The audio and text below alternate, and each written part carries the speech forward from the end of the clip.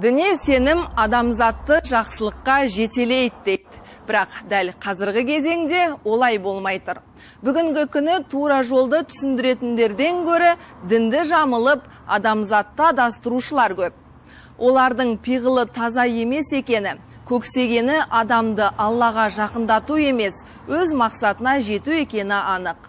Бізді алаңдататыны теріс ағымға ілескендердің көбейгеніне қарағанда, халықтың дені қазір ақ пен қараны ажырата алмайтындай дәрежеде ме? Адамзатты адастыру әр жылдары болған. Бүгінге дейін түрлі ағымның дендегенін ислам тарихынан білеміз. Сенім арқылы жаманатқа сүйрейтін қозғалыстар қазір тіпті көбейген. Солардың бірі таблиги жамағат деп аталады. Таблиги жамағат ағымы Қазақстанда 1990 жылдары кеңінен тарай бастапты. 2013 жылдың 26 ақпан күні Астана қаласы Сарыарқа аудандық сот шешімімен экстремистік ағым ретінде танылып, Қазақстан Республикасы аумағында да емін-еркін үгіт жүргізуіне тыйым салынған. Таблиги жамағат қоғам тәртібін бұзып, ұлттық қауіпсіздікке қатер төндіргендіктен экстремистік ұйым деп танылды. Кейбір адамдар бұл ағымның қандай ұйым екенін, олардың әрекеттері Қазақстан заңнамасына және муфтият бекіткен дәстүрлі исламға қалай қайшы келетінін білмей жатады. Бүгінгі кейіпкер де жат ағымның жақтасы емеспін дейді. 2013 жылы қыс айында Учарал қаласында көшеде жолығып, балалар жолықты. Жұма болатын, жұма намазға шақырды. Ол кезде мен білмейтін, шын айтсам. Соны жұма намазға кірдік. Соның ішінде отырдық, әңгімелестік. Соны солармен 3 күнге Алла жолына шықтым.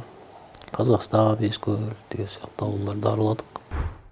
Аты жөнін құпия ұстауды жөн көрген ер азамат теріс ағымға қалай ілесіп кеткенін білмей қалған. 2010 жылы бір ортаға қосылып дінге бет бұра бастайды. Өмірлік көзқарасы, ұстанымы өзгереді. Іс-әрекеті дәстүрлі Құдайға құлшылыққа ұқсағанымен қосылған бұл жаңа ортаның мақсат мүддесі күмәнді еді.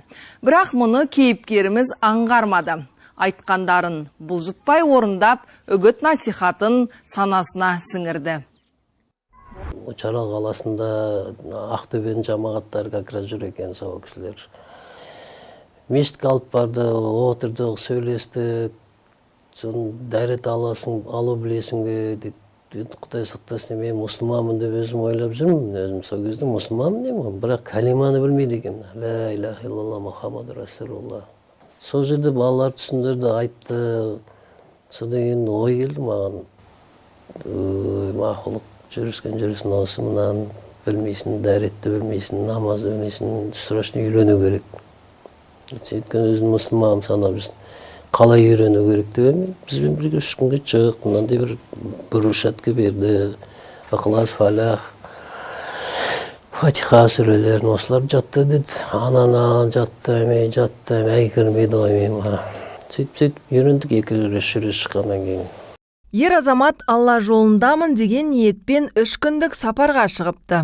Өзі тұратын аймақтағы жақын ауылдарды бірнеше рет аралаған. Алғашында өзін дін жолындағы адамдар ретінде таныстырған топ сырт көзге еш қаупі жоқ, момын болып көрінген. Кейіпкерде бастапқыда еш күмәнданбаған, себебі олар қарапайым зияны жоқ адамдар сияқты әсер қалдырған. Алайда уақыт өте келе олардың шынайы мақсаты басқа екені байқалыпты. Жылы сөйлеп, сенімге кіріп, адамның ойын біртіндеп өзгертуге тырысқан.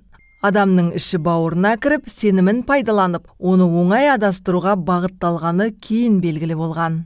Шын айтсам, мен ойламаппын. Басында енді сондай өзгерістер болады екен, өзің бір таза сезініп, қалғандардың бәрін кір сезініп дегенде өзің бір тәкаппарланып кететін нәрсе болады екен. Уақыт өте келе ол бұл жолдың жауапкершілігі жеңіл емес екенін түсінген. Әрбір қадам мен әр шешімнің салмағы барын сезінгенін айтады. Ол өз тәжірибесіне сыни көзбен қарап, кейбір тұстарын қайта саралай бастаған. Бүгінде кейіпкер діни мәселеде сақ болу керектігін түсінгенін айтты. Қалай болғанда да сөзіне сенсек, қазір бұл топтан алыстадым дейді. Қазір енді оқушыны айтсам, ол бауырлармен мүлдем байланысы жоқ. Егер тып-тыныш жүріп, бәрі жақсы жүретін болса, бұндай нәрсе болмас еді. Бейберекетсіз болды деп ойлаймын мен негізінде. Дін саласынан, имамдарда, мешіттерден шығып, осылай жасаңдар деп нететін болса, бұндай нәрсе болмас еді. Ол енді дұрыс емес деп ойлаймын да, өйткені адастырып жүру қаупі көбірек шығып жүрді. Бұлай ойлап қарасам, әрине, енді дағуат жасаған осы екен деп бала шағасын ашқалдырып дегендей ешқандай күнкөріс артын етпей шығып кету, тәртіпсіз жүру, теріс қараймын бұндай адамдарға.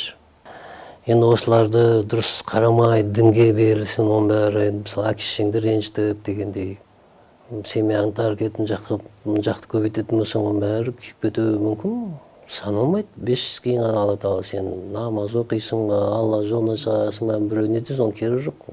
Қажет емес. Өзің түзей алмай жатып, біреуді түземек деген ол қалай айтсам, нонсенс қой. 2013 жылы заң шыққаннан кейін ер азамат бұл сапарларын толық тоқтатыпты.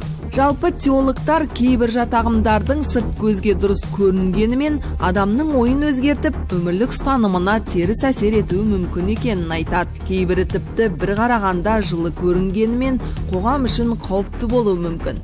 Сондықтан бұл мәселеде аса сақ болуды ескертеді. Әлхамдулилля, Аллаға сан шүкірлер болсын. Қазір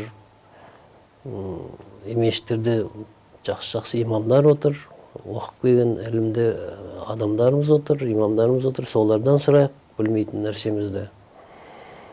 Бет албаты жүру, үйді тастап кету, қаңғу деген ол өткен шақтың ісі деймін. Негізінде енді бауырларға айтадым, 3 күн, 40 күн, 4 ай демей-ақ, заңмен тиын салынғаннан кейін заңға бағыну керек. Заңға бағынбаған ол Аллаға бағынбағанмен бірдей болады. Өйткені аманаттар бар, бәрін жек қойып үйренем деп бет албаты шығып кетуге болмайды деп ойлаймын мен.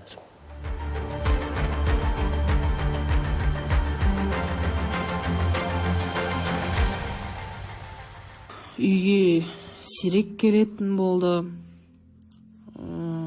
Апталап, айлап жоқ болып кететін болды. Келген күннің өзінде мен тексеріп кетеді да. Сен одан кейін киген киіме тиісетін, сен дұрыс киінбейсің, мынау не деп мынандай киім шариғатқа сай емес деген әңгіме айтты. Сен тек үйде отырасың деп кейіннен мүлдем үйден шығармай қойды ғой мені. Таблиги жамағат ағымында болған ер азаматтың келіншегі оқиғасын баяндап беруге тырысты.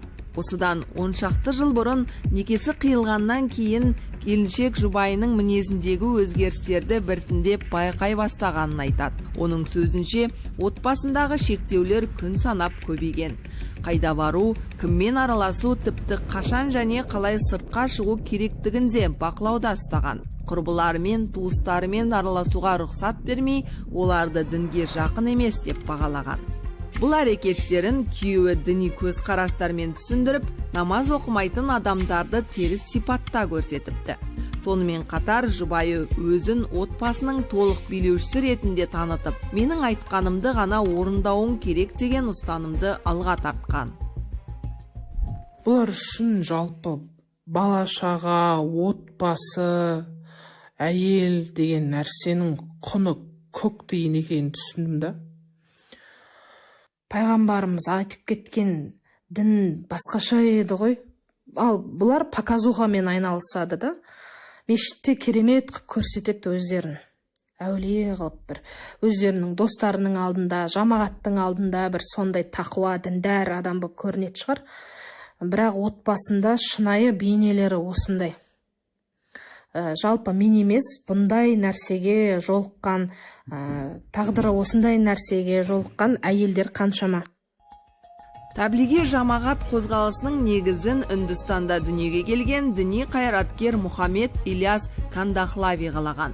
Ол алғаш діни білімді өз ауылында алып, кейін ұстазы Рашид Ахмад Канхухиден тәлім алады. Мазахирул Улим медресесінде дәріс берген.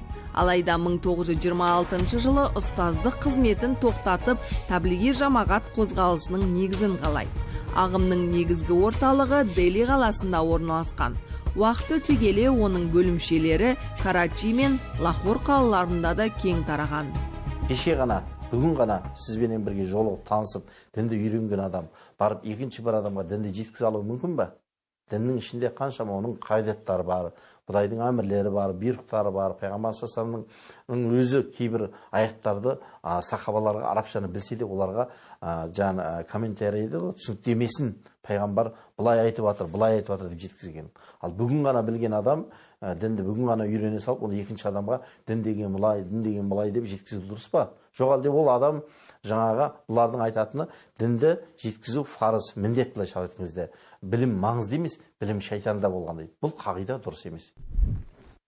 Таблиғшылар атауы араб тіліндегі әт-таблиғ сөзінен шыққан, яғни жеткізу деген мағына береді. Қозғалыстың өз пайымдауынша бұл атау пайғамбарға тиесілі қасиетке негізделген. Олар оны дінді жеткізу, тарату деген мағынада түсінеді. Бірақ дәстүрлі исламдағы дін уағыз насихат жүйесінен ерекшеленеді.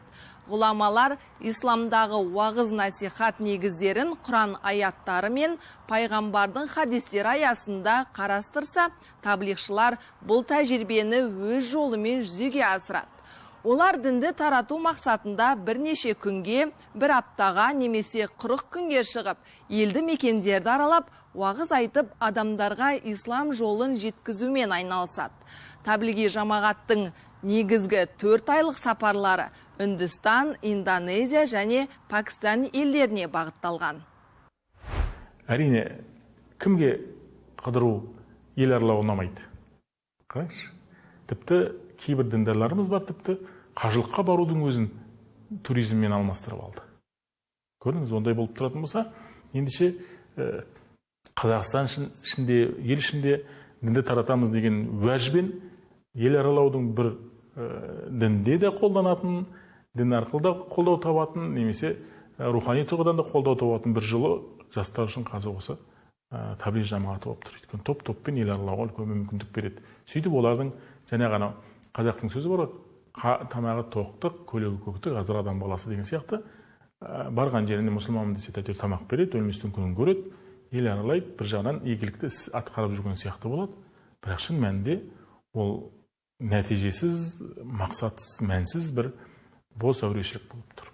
Таблиги жамағат өкілдері сырттай ізгі ниетті болып көрінгенімен, олардың амал әрекеттері мен ұстанымдары Қазақстан мұсылмандары ұстанатын дәстүрлі ислам қағидаларына сай келмейді. Мамандардың айтуынша бұл ағым өкілдері діни білімді терең меңгеруге, соның ішінде Құран, ақида, хадис ілімдерін жүйелі түрде үйренуге жеткілікті мән бермейді. Оның орнына белгілі бір әдебиеттермен шектеліп, ауызша тараған әңгімелер мен қиссаларды негізгі дереккөз ретінде қолданады.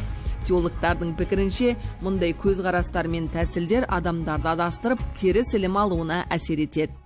Ең үлкен бұлардың бір қателігі бар. Ол нәрсе дінде деп діннің атынан өздерінің ойындағы болған қиссаларды жеткізу. Мен өз көзімменен талай сосындай жігіттермен осы таблиғ жамағатына жүрмен деген жігіттермен сөйлестім. Сол кезде небір қиссаларды айтады, мен естіп отырып таңғалатынмын, қой осындай бар ма деген сияқты нәрселер. Бұл дінді жеткізу үшін екі қайнар көзі бар. Біреу Құран, екіншісі пайғамбардың хадисі. Бұның өзін оны әркім алып бүйтіп оқып түсініп өзі әркім айта алмайды. Өйткені бұған жаңа айттық қой, жүздеген мыңдаған ғалымдар бір аятқа, бір хадисқа комментарий беріледі. Мысалы, бір хадис айтылса, жәннат ананың табанының астында деп бір хадис айтылса, бұл қайсы кітапта келеді? Және бұған ғалымдар қандай комментарий берген, бұл туралы хадис қалай айтылған, неше адамнан жеткен деген сияқты ислам бұл нәрсенің бәрін зерттеген. Ал олар олай емес, өзінің ойындағы, қиялындағы бір нәрселерді айтады. Мамандардың айтуынша, ұйым мүшелері кейде көшеде кездескен бейтаныс адамдармен әңгіме бастап, калима, шахада айтқызуға және оның мән мағынасын түсіндіруге тырысуы мүмкін екен. Олар өзара қарым-қатынаста ілім, таблиғ, тәшкил, амал, дағуат, машура, әмір-сап секілді арнайы терминдерді жиі қолданатын көрінеді.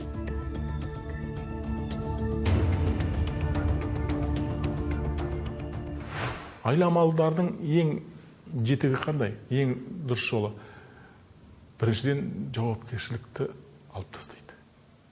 Мысалы, қазақ қоғамында ер азамат отбасын құратын болса, оған үлкен жауапкершілік міндеттеледі, отбасын бағу. Тіпті әйел адамды исламның өзі айтады, саған берілген аманат дейді. Ал таблиғ жамағаты өкілдері сен дағуатқа шыққан уақытта сен оны Аллаға тапсырасың дейді. Алла өз қарауын алады дейді. Сонда ол ер азаматтың мойнынан бұл жауапкершілік түседі мыс. Ал шындығында шынайы ислам осыны айтып тұр ма? Енді бұл бір жауапкершіліктен қашудың, жауапкершілікті бір екінші деңгейге қоюдың бір жолы сияқты қарап тұр. Бұлар ешқайсысы маңдай терін төгіп бір жұмыс жасамайды. Қайыршылыққа бағыттайтын діни ағым десе болады. Олардың өзі үш мақсаты болады. Ең бірінші мақсат бұқаралық ақпарат құралдарын өздеріне тарту. Екіншіден, қандай да бір жоғары қызметте отырған адамдарды, әкімшілік қызметкерлерін. Үшіншіден, кәсіпкерлерді, бизнесмендерді өздеріне тарту. Егер бизнесмендер тартатын болса, бұл жаңағында Пакистан, Бангладеш, Индия деген жақтарға, кез келген жақтарға билет алып кете берулеріне мүмкіндік бар. Таблиғи жамағат қозғалысы Қазақстанда алғаш рет 1993-1995 жылдары таратыла бастаған. Алғашқы кезеңдерде оның құрамында шетелдік миссионерлер басым болса, уақыт өте келе қазақстандық уағызшылар да араласа бастаған. Бүгінде елімізде діни уағыз жүргізу муфтияттың бекітуімен тек жергілікті мешіт имамдарына ғана рұқсат етіледі. Айта кету керек, Қазақстан аумағында бұл қозғалыстың қызметіне сот шешімімен тыйым салынған. Соған қарамастан кейбір азаматтар арасында оған қызығушылық әлі де сақталып отыр. Бұл жағдай қоғамда діни сауаттылықты арттырудың маңызын тағы бір мәрте көрсетеді. Таблиғи жамағатқа кірген қаншама адам бақытсыздыққа ұшырады десе болады. Яғни олардың отбасы шаңырағы шайқалды. Шайқалмағандар кем деген, ажыраспағандары 100-ден 1-2 ғана болуы мүмкін. Қаншамасы балаларына зиян тиеді. Қаншамасы балаларын діни оқу, жаңа айтып отырмыз, өзіміздің Қазақстанда жетіп жатыр. Бірақ оны тыңдамастан не істеп жатыр? Қырғызстанға, жаңағыдай Индияға апарып тастап жатыр балаларын. Ал енді ол жақтан келген балалар қоғамға былай шыққан кезде ілесе алмай жатыр. Қоғамға қосыла алмайды. Көрдіңіз бе? Ана жерден бір ала қойды бөле қырыққан жүнге жармас дейді. Ана жерден бір нәрсені жұлып алған, мына жерден жұлып алған, оны Қазақстанға келіп бір мешітте болмасын, қай жерде жұмысқа кірейін десе, ана жақтан алған білімі бір бүйірден шығып не істеп жатыр? Бүйректен сирақ шығарып жатыр. Ал енді солай бола тұра, бүгін неге біздің жастар оған құмар деген сұрақ болады. Неге әлі де оған бір қызығушылықты оянып жатыр? Бір қатар радикалды бағыттарға қарап тұрсақ, олар үзілді кесілді Қазақстан қоғамына тән кейбір әдет ғұрыптарға қарсылық білдіреді. Мысалы, өлген бабаларға рухына бағыштап Құран оқу. Салафиттік бағыттағылар айтады, Құран тек қана тірі адамдарға берілген өмір сүру құралы дейді. Құранды тек тірі адамдар оқу керек дейді. Бірақ біздің діндарлар, Орта Азия және Қазақстан мұсылмандары арасында өлген адамдарға да Құран оқу дәстүр қалыптасқан. Енді бұны егер салафиттік бағыт ұстанған болса, оған тыйым салатын еді да, ол тыйымды сол дінді ұстанушы, сол бағыт ұстанушы осы тыйымға былай айтқанда жолығатын еді. Ал таблиғи жамағатының өкілдеріне ондай тыйым қойылмайды. Құранды оқы, былай оқы, олай оқы демейді. Олар өзінің бүкіл өмірін, діндар ретіндегі өмірін миссионерлікпен тығыз байланыстырады. Жалпы кез келген жат ағым тек жеке адамның немесе отбасының мәселесі болып көрінгенімен, оның қоғам мен мемлекет ішінде салдары болуы мүмкін. Деструктивті ағымдардың таралуы тек сенім мәселесі ғана емес, сонымен қатар қоғамдық қауіпсіздік пен мемлекеттік тұрақтылыққа әсер ететін маңызды факторлардың бірі. Сарапшылар мұндай құбылыс бірнеше бағытта зиян келтіруі мүмкін екенін атап өтеді. Біздің қоғамға бірінші кезекте үлкен зияны жаңағыдай. Егер ол белең алып кететін болса,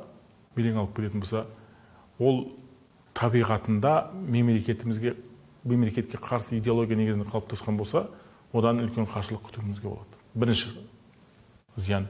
Екіншіден, кімдерге? Қоғамдағы жастарға, азаматтарға бүгінгі күні оңай өмір сүрудің жолын нұқсайтын, еңбексіз, маңдай терсіз өмір сүрудің жолын көрсететін жол. Өйткені, яғни көпшіліктің бергеніне сүйеніп, жер-жерде дін таратып жүрген деген желеумен әйтеуір уақыт өткізудің бір жолы. Мысалға, біреуісінің үйінде 5 бала бар, 6 бала бар дейікші. Олар ана тәрбиені жұтып жатыр. Олар қазір өсіп келе жатыр. Келешекте не істейді? Олардың барлығы сол алған білімді іске қосады. Қоғамға шығарады. Шығарған кезде қоғамға жау, бұл қайдан шықты деп біз таңғалатын уақыт келеді. Сол себепті ана қазақта жұмыла көтерген жүк жеңіл дейді. Бұған тек қана бір ғана сала дін істер басқармасы, немесе діни басқармасы істеу керек, не қарап отыр деген дүние жоқ. Қоғам болып күресу керек бұл дүниемен. Қоғам болып барлығымыз атсалысатын болсақ, жұмыла көтерген жүк жеңіл, әлбетте жеңбейтін, алмайтын асу, бағындырмайтын белес жоқ деп айтса болады. Кейбір сарапшылардың пікірінше жат ағымдардың жетегінде кетуінің бір себебі мешіттерде имамдардың келушілерге жеткілікті көңіл бөле алмауы, немесе олардың санының аздығы болуы мүмкін. Облыс аудандарында имамдар көбіне үлкен жамағатқа жауап береді, ал кейбір адамдарға жеке көңіл бөлу мүмкіндігі шектеулі болуы мүмкін. Сол себепті кейбір тұрғындар діни сұрақтан ресми имамдардан емес, жат ағымдардан кеңес алуға бейім болуы ықтимал. Ерте кездерде бұл месетема 2000 жылдарда 90 жылдардың аяғында бізде ауылдарда үлкен ақсақалдар кім жаңағы қолына келгені барын саққа қойды деген сияқты кім бар, кім дінді біледі, соны имам қылып қойып, сол кісілер қызмет атқарды уақытында. Сол уақыттарда шын алып айтқанда бізге Түркиядан болсын, Пакистаннан болсын, Бангладештен, әлемнің барлық түкпірінен келіп дінді насихаттағандар өзінің жаңағыдай дән негіп кетті да. Сол нәрсе біраз уақытқа жалғасты. Оны енді қазіргі таңда мемлекет онымен жұмыс жасап жатыр, мұфтиятымыз онымен жұмыс жасап жатыр.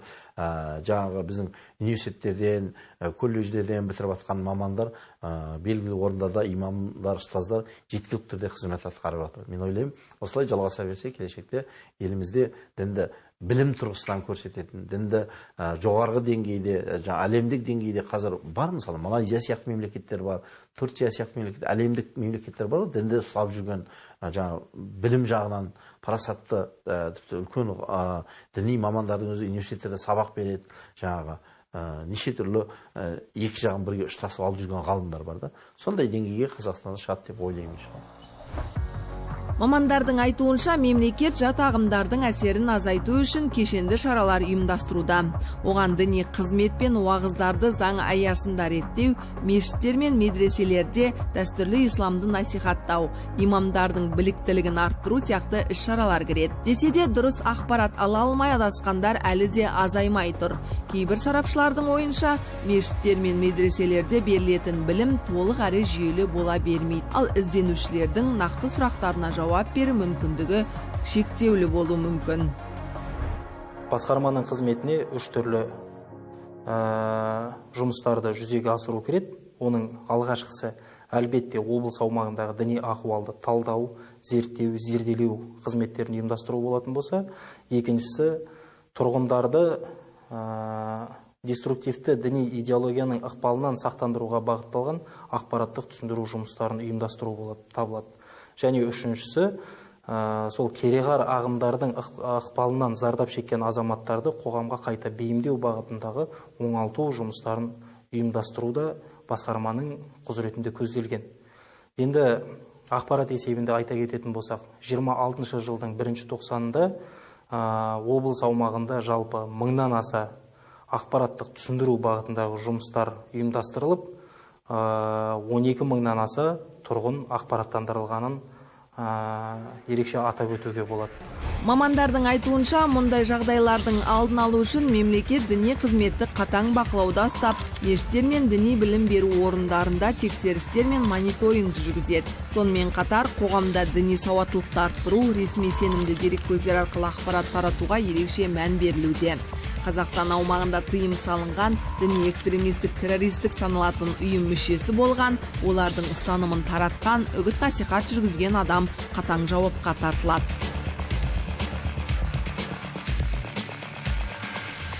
Осының қысқа ғана тарихында қызметіне сот шешімімен тыйым салынған діни ұйымның қызметін насихаттағаны үшін жауапкершілікке тартылған 3 факті тіркелді бүгінгі күнге дейін. Енді осы жерде айта кеткім келеді, заңды білмеу жауапкершіліктен босатпайды.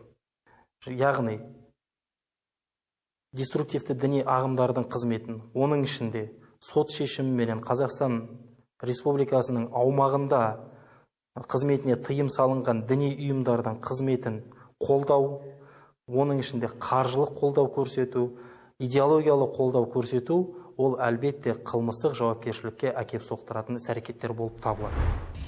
Осы ретте Талдықорған қаласы аймағында 2025 жылы 27 қараша күні 10 таблиғи жамағат діни экстремистік ұйымына қатысы бар тұлғалар құрықталып, оларға Қазақстан Республикасы қылмыстық кодексінің 405 бап 2 бөлімі бойынша сотқа дейінгі тергеу әрекеттері жүргізілуде.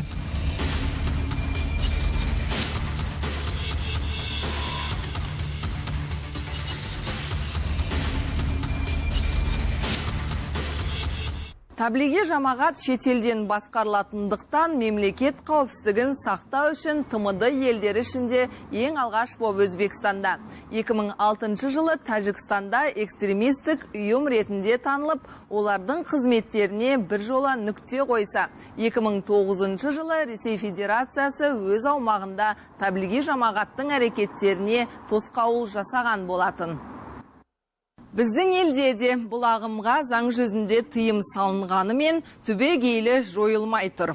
Ағымнан алыстадым дегендердің өзі теріс сенімнің шырмауынан толыққанды шыға алмай жүр. Жалпы жат ағымға ілескендерді соқыр сенімнен шығару оңай емес. Ол үшін теологтар мен психологтар жылдар бойы жұмыс істейді. Кейбірі тіпті ұстанатын жолының теріс екенін түсінбей өмірден өтеді. Сондықтан ауырып ем іздегенше, ауырмаудың жолын іздеген әлде қайда тиімді болып тұр. Бұл оңай шаруа емес. Өйткені қоғамда әртүрлі бағыттағы адастырушылар аз емес. Ал қоғам оларға неге мұқтаж? Неге жылы сөйлегеннің жетегінде кесе береді? Бұл бүгінгі күні мемлекет, қоғам боп мән беріп, көңіл бөлуге тиіс үлкен мәселе болып тұр.